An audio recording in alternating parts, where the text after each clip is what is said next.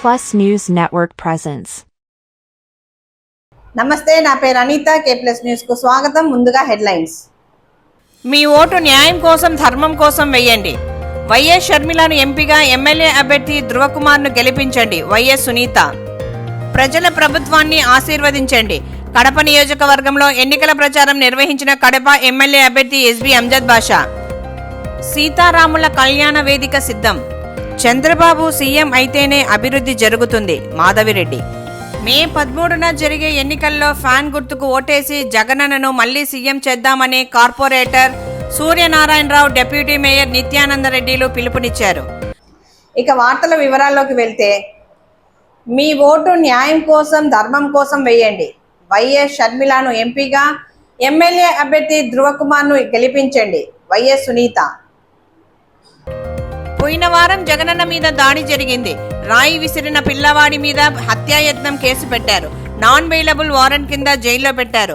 పులివెందులలోని మురారిచింతల గ్రామంలో వృద్ధ దంపతులపై దాడి చేశారు. ఈ ఘటనపై బెయిలబుల్ కేసు పెట్టారు. కొట్టిన వారు గ్రామంలో దర్జాగా తిరుగుతున్నారు. నేను అడుగుతున్నాను, ఇది న్యాయమా? మనం గొంతు అరిచి చెబుతున్నాం కాబట్టి వైసీపీ పార్టీ వారు భయపడుతున్నారు.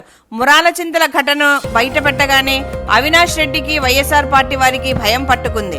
ఎప్పుడు ఇలాంటివి చేయకూడదని ఆర్డర్స్ పాస్ చేశారు.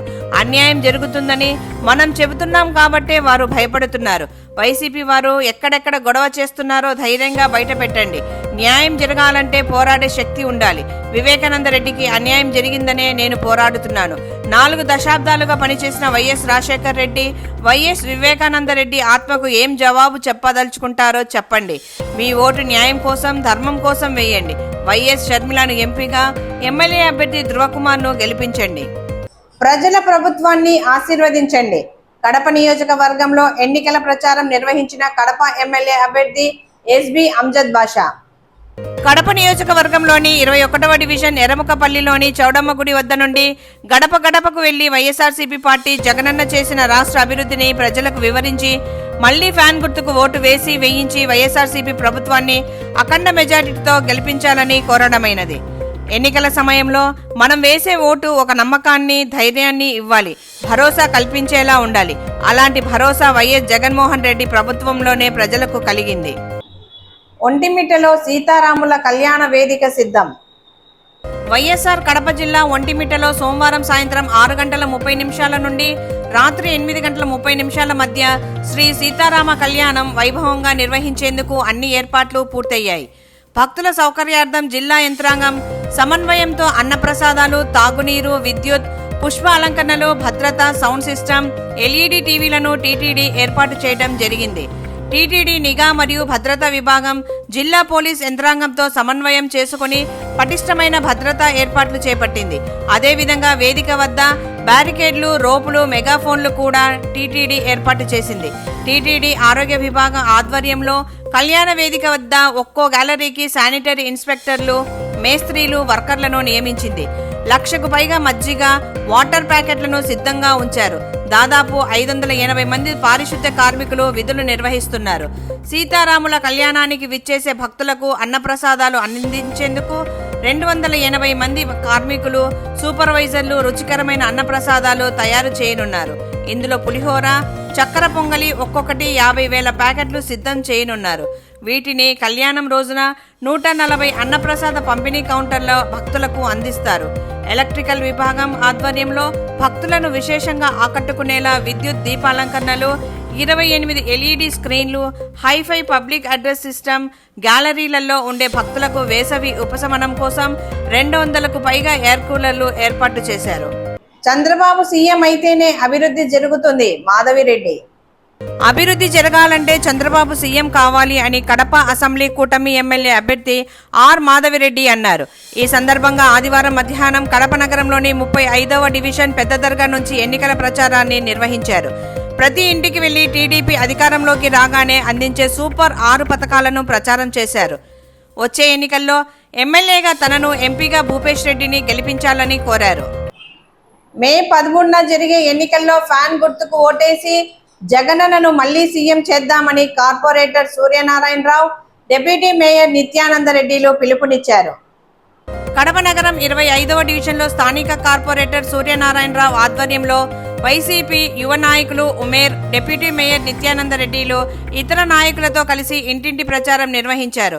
ఈ సందర్భంగా వారు మాట్లాడుతూ గత ఎన్నికల్లో ఇచ్చిన హామీలు 99% అమలు చేసిన ఏకైక ముఖ్యమంత్రి వైఎస్ జగన్మోహన్ రెడ్డి అని అన్నారు. చంద్రబాబు హామీలిచ్చి అమలు చెయ్యరని, ఆయన మాటలను ప్రజలు నమ్మడం లేదన్నారు. ఇప్పటికే కడప నగరం అభివృద్ధి పథంలో పయనిస్తుందని ఆయన అన్నారు.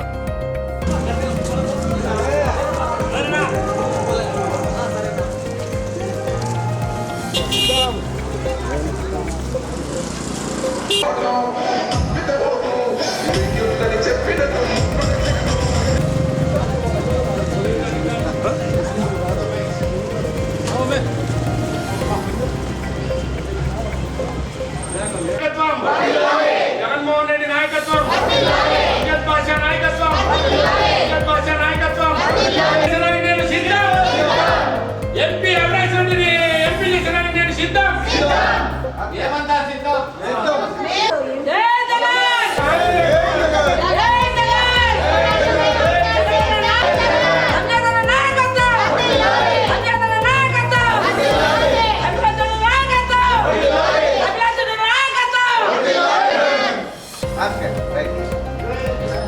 ఈరోజు 25వ డివిజన్ 2024 ఎలక్షన్ ప్రచారానికి తిరగడం జరుగుతుంది. ఈ డివిజన్ కార్పొరేటర్ అయినటువంటి సూర్యనారాయణ గారు, యువ నాయకుడు ఉమేర్ గారు, డిప్యూటీ మేయర్ నిత్యానందరెడ్డి గారు, నగర అధ్యక్షుడు సుబ్బారెడ్డి గారు, తర్వాత బంగారు నాగ యాదవ్ గారు, అధికార ప్రతినిధి మన మునిశేఖర్ రెడ్డి గారు, చైతన్య గారు, సంపత్ గారు అందరి ఆధ్వర్యంలో ఈరోజు ఎన్నికల ప్రచారం జరుగుతుంది. ప్రజలు విపరీతమైన స్పందన, ప్రతి ఒక్కరూ జగన్మోహన్ రెడ్డికి ఓటు మేము స్వచ్ఛందంగా వేస్తామని చెప్పడం జరుగుతుంది. ఎందుకు వేస్తున్నారా అంటే జగన్మోహన్ రెడ్డి గారు ప్రతి ఇంటికి లబ్ధి చేకూర్చినాడు. సంక్షేమ పథకాలన్నీ చేర్చిన వ్యక్తి ఈ భారతదేశంలో ఎవరన్నా ఉన్నారంటే ఒక జగన్మోహన్ రెడ్డి గారే. ఈరోజు ఆయన పరిపాలన ఏ విధంగా ఉందంటే కడప నగరంలో 2500 కోట్లు జగన్ రెడ్డి గారిని ఒప్పించి ఎమ్మెల్యే గారైనటువంటి అంజద్ బాషా గారు, ఎంపీ గారైనటువంటి అవినాష్ రెడ్డి గారు, జిల్లా అధ్యక్షుడైనటువంటి మేయర్ అయినటువంటి సురేష్ బాబు గారు, ఈ ముగ్గురు కలిసి 2150 కోట్లు తెచ్చి కడప నగరాన్ని ఒక సుందర నగరంగా తీర్చిదిద్దడం జరిగింది. స్వాతంత్రం వచ్చి 77 సంవత్సరాలైంది. ఎంతమంది ఎమ్మెల్యేలు పోయినారో, ఎంతమంది ముఖ్యమంత్రులు పోయినారో కడప నియోజకవర్గాన్ని పట్టించుకున్న నాతకుడే లేడు. అంతో ఇంతో ఆ దివంగత ముఖ్యమంత్రి రాజశేఖర రెడ్డి గారు కొద్దిగా డెవలప్ చేయడం జరిగింది. జగన్మోహన్ రెడ్డి గారు కడప నగరానికి దృష్టి పెట్టాడు. కడప నగరం అభివృద్ధి చెందాలని మా అంజద్ బాషా గారు కోరిన వెంటనే 2500 కోట్లు ఇవ్వడం జరిగింది. ఆ 2500 కోట్లు డివైడర్లు కానీ, రోడ్డు ఎంక్రోచ్మెంట్ కానీ, ఎక్కడికెక్కడ మన సెంటర్లలో అవి వేయడం కానీ జరగడం జరిగింది. ఏ సెంటర్ చూసినా 7 రోడ్ సర్కిల్ కానీ, కృష్ణాల్ సర్కిల్ కానీ, ఎంత అద్భుతంగా మాసాపేట సర్కిల్ కానీ ఎంత అద్భుతంగా తీర్చిదిద్దినారు సర్కిల్స్ అన్నీ. ఏ ప్రభుత్వంలోనా జరిగిందా? ఏ ప్రభుత్వంలో జరగలేదు. ప్రతి కడప నగరానికి రోడ్లు అయితే మంచి రోడ్లు వేయడం జరిగింది. కాలువలుగా డ్రైనేజీ నిర్మించడం జరిగింది. కడపలో వర్షం వస్తే డ్రైనేజీ నిలబడే రోజులు, నీ ఇళ్లలోకి నీళ్లు పోతున్నాయి. ఈరోజు కడప నగరంలో దగ్గర 100 కోట్లతో డ్రైనేజీకే పెద్దగా డ్రైనేజీలు తీయడం జరిగింది. ఈ వర్షాకాలంలో ఒక చొక్క నీళ్లు నిలబడితే అడగండి. అటువంటి ప్రభుత్వం జగన్మోహన్ రెడ్డిది. ప్రజలంతా మాటిక్కున్నారు. జగన్మోహన్ రెడ్డి అంటే ప్రజలు విపరీతంగా పేదవారిని అందరినీ అక్కున చేర్చుకొని న్యాయం చేసే ముఖ్యమంత్రి జగన్మోహన్ రెడ్డి. అదేవిధంగా చంద్రబాబు నాయుడు ఎప్పుడు కక్ష సాధింపుతో ఉండేవాడు. మోసాలతో హామీలు చెప్పి ఏ రోజే కానీ ఒక హామీ కూడా పూర్తి చేయని ముఖ్యమంత్రి ఎవరన్నా ఉన్నాడంటే ఒక చంద్రబాబు నాయుడే. జగన్మోహన్ రెడ్డి చెప్పిన హామీలన్నీ 98.5% పూర్తి చేసిన ముఖ్యమంత్రి భారతదేశంలో ఎవరన్నా ఉన్నారంటే జగన్మోహన్ రెడ్డి గారే. ఈరోజు కడపలో ఆ దివంగత మహానేత వైఎస్ రాజశేఖర రెడ్డి గారు రిమ్స్ హాస్పిటల్ తెస్తే తన తనయుడైనటువంటి జగన్మోహన్ రెడ్డి గారు ఇంకొక అడుగు ముందుకేసి సూపర్ స్పెషల్ హాస్పిటల్ అయితేనేమి, ఐ హాస్పిటల్ అయితేనేమి, క్యాన్సర్ హాస్పిటల్ అయితేనేమి, సయాటికా హాస్పిటల్ అయితేనేమి, ఎన్ని హాస్పిటల్ కావాలంటే అన్ని హాస్పిటల్ను 500 కోట్లతో తీర్చిదిద్దడం, ఎక్కడా పోవద్దు, మీరు మహానగరాలకు పోకుండానే ఇక్కడనే ఉండాలని ఆలోచించిన ముఖ్యమంత్రి జగన్మోహన్ రెడ్డి గారు. అదేవిధంగా నీటి సమస్య ఎదుర్కొంటున్నారు అని ఆలోచించి దానికి టెండర్ పిలిచి బ్రహ్మసాగర్ నుండి 375 కోట్లతో ఎల్ఓసి తేవడం జరిగింది. పనులు ప్రారంభించారు, త్వరగా పూర్తవుతాయి. ఎలక్షన్ అయిపోయిన తర్వాత 1 సంవత్సరం లోపల 24 గంటలు నీళ్లు అందించేదానికి జగన్మోహన్ రెడ్డి గారు ఆలోచించారు. అటువంటి ముఖ్యమంత్రి మా జగన్మోహన్ రెడ్డి. తీవ్రమైన కరోనాలో కూడా ప్రతి పథకాన్ని ఇంటికి చేర్చిన ముఖ్యమంత్రి జగన్మోహన్ రెడ్డి గారు. 6 నెలల ముందు శ్రీనివాసులరెడ్డి వచ్చి వాళ్ళ భార్య మాధవిరెడ్డి ఇన్ఛార్జి ఇచ్చి కడపని ఏమి అభివృద్ధి చేస్తుంది, ప్రజలకు వాళ్ళ ఒక్క సాయం చేసినాడేమో అడగమనండి. వాళ్ళ భర్త అయినటువంటి శ్రీనివాసులరెడ్డి గారు ప్రతిపక్షంలో ఉండి ఏ రోజైనా కడపని గురించి ఆలోచించాడా? డివైండర్లకు ఒక సున్నం కొట్టియలేదు. ఏందో నా సొంత లెక్కతో నేను కెమెరాలు బిగించిన అంటారు. కెమెరాలు ఎవరు బిగించమన్నారయ్యా నిన్ను? నువ్వు చేయాల్సిన పని ఏంది? కరోనాలో విపరీతమైన ఇబ్బందులు పడుతుంది కడప నగరం. ఆ కడప నగరంలో ప్రజలు ఇబ్బంది పడుతున్నారని ఆలోచించి నువ్వు కడప నగరానికి ఆ రోజు కరోనా సమయంలో సాయం చేయకుండా నువ్వు యాన్నో హైదరాబాద్లోనో ఢిల్లీలోనో తెలంగాణలో కూర్చొని ఉన్నావు. మా డిప్యూటీ సీఎం అంజద్ బాషా గారు కరోనా వచ్చినా కూడా కరోనా తిరిగి మళ్ళా కోలుకొని ప్రతి పేషెంట్ దగ్గరికి పోయి నేనున్నానని ధైర్యం చెప్పి జగన్మోహన్ రెడ్డి ప్రతి రూపాయి మీకు సాయం చేస్తాడు, మీరు ఎవరు భయపడొద్దని అన్నం కాంచి, నీళ్ళ కాంచి, కూరగాయల కాంచి మా కార్యకర్తలు, మా కార్పొరేటర్లు, మా నాయకులు అందరూ ఇల్లు తిరిగి మా వాలంటీర్లు అయితేనేమి, మా ఏఎన్ఎంలు అయితేమి ప్రాణం అరిచేతిలో పెట్టుకొని సాయం చేసిన మేము ఓటు అడగడంలో ధైర్యం ఉన్న నాయకులము. మీరేమన్నా సాయం చేసి ఓటు అడగండి.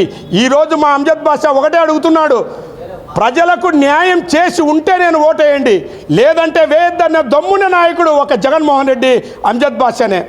కడప నగరంలో ఈరోజు అభివృద్ధి చెందిందంటే ఇన్ని సంవత్సరాల్లో 76 సంవత్సరాల్లో ఏ ఎమ్మెల్యే కూడా చేయలేదు.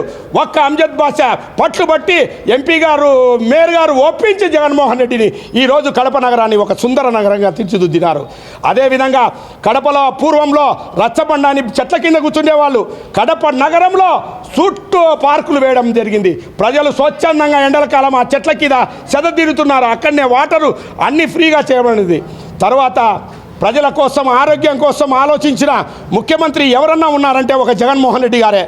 ఆరోగ్యశ్రీ 5 లక్షలు ఉండేది ఒకేసారి 25 లక్షలు పెంచిన ఘనత జగన్మోహన్ రెడ్డి గారిదే.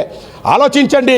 విద్య విషయంలో కానీ విద్య కోసం మామ జగన్మామ ఏమిస్తావు మా పిల్లలకంటే నేను ఏమీ మీ పిల్లలకి ఇవ్వలేను, ఒక్క చదువుకునేదానికి ఎంతైనా ఖర్చు పెడతానన్న ముఖ్యమంత్రి జగన్మోహన్ రెడ్డి గారు. అటువంటి ముఖ్యమంత్రికి ప్రజలు బ్రహ్మరథం పడుతున్నారు. బ్రహ్మరథం పట్టే ప్రజలను చూసి ఓర్వలేక మొన్న విజయవాడలో దాడి చేయించడం చంద్రబాబు నాయుడుకి నీచమైన చర్యగా భావిస్తున్నాము. ఈ విధంగా కడపలో ఈసారి అంజద్ బాషాకు ఇంకా ఎప్పుడే కానీ ఎవరు పోటీ లేకుండా ప్రజలు తీర్పు ఇస్తున్నారు, చూడండి మీరే. తర్వాత ఎంపీ అవినాష్ రెడ్డి గారికి 5 లక్షల మెజార్టీతో గెలుస్తాడు. ఈరోజు అఫ్జల్ ఖాన్ అనే వ్యక్తి మా పార్టీలో ఎన్నో లబ్ధి పొంది ఏదో కొత్తగా వచ్చిన కాంగ్రెస్ పార్టీలో చేరినారు. మైనార్టీసులు ఎవ్వరు అఫ్జల్ ఖాన్ నమ్మరు. ఎప్పుడు కూడా అంజద్ బాషానే మైనార్టీసులు అంతా మా అంజద్ బాషా వెంటబడే నడుస్తున్నారు. ఎందుకంటే మైనార్టీలకు జగన్మోహన్ రెడ్డి చేసినంత ఏ పార్టీ చేయలేదు. అందుకే మైనార్టీలంతా మా వెంట నడుస్తున్నారు. అఫ్జల్ ఖాన్ గారు నీ వెంట నడుచరు. నీ అటువంటి నాయకులు ఎంతమంది ఏకమైనా సింహం సింగల్గానే వస్తుంది. అంజద్ బాషా సింగల్గానే వస్తాడు, ఎంపీ సింగల్గానే వస్తాడు, మా ముఖ్యమంత్రి కూడా సింగల్గా వస్తారని ప్రజలందరూ ఆశీర్వదించి ఇద్దరిని అత్యధిక మెజార్టీతో గెలిచాలని కోరుకుంటున్నాం. న్యూస్ అప్డేట్ కోసం చూస్తున్నానండి K+ news. Please do subscribe, follow, like. ఈ వార్తలు ఇంతటితో సమాప్తం. నమస్కారం.